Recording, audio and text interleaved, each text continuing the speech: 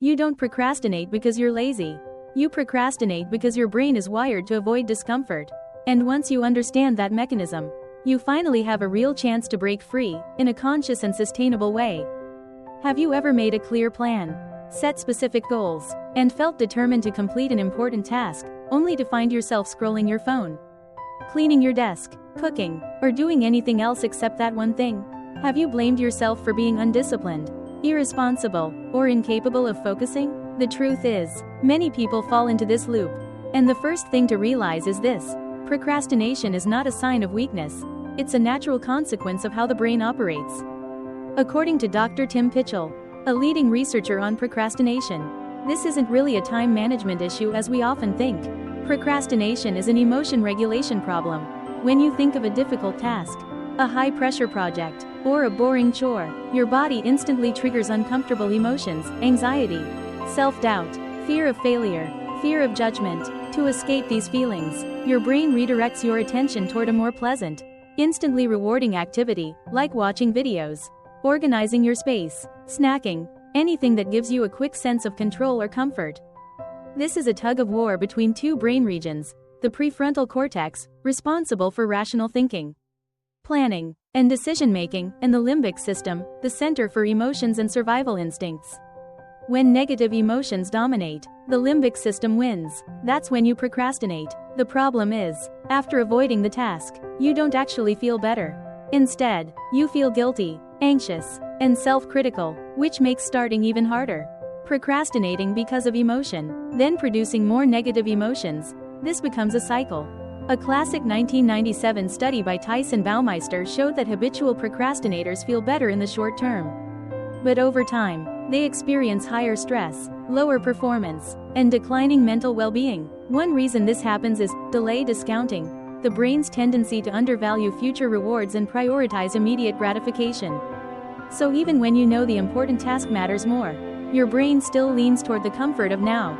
To break this cycle, you don't need to become cold, robotic, or hyper-disciplined. You simply need to adjust how you start, how you talk to yourself, and how you shape your environment. One powerful method is the 2-minute rule, proposed by productivity expert David Allen. If a task takes less than 2 minutes, do it immediately. Whether it's replying to an email, washing a cup, or jotting down an idea, handling small tasks right away prevents them from becoming invisible mental burdens.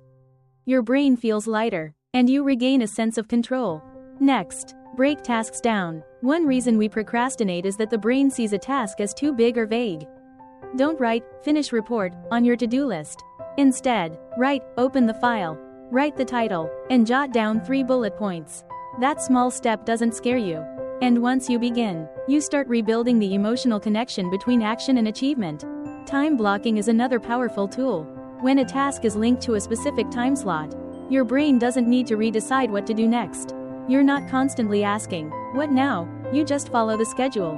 This reduces decision fatigue and helps avoid procrastination traps.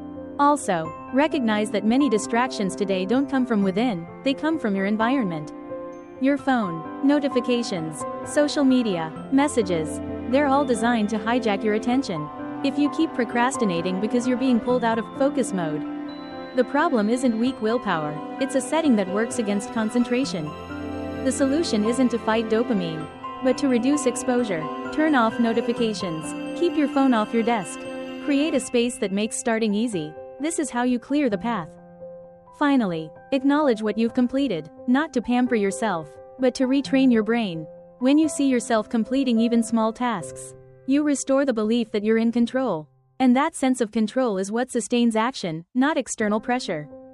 Procrastination isn't your enemy, it's a signal that your emotions need attention.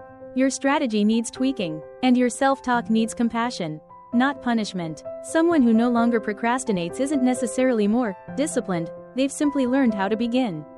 Gently but steadily. You don't need a revolution to be effective.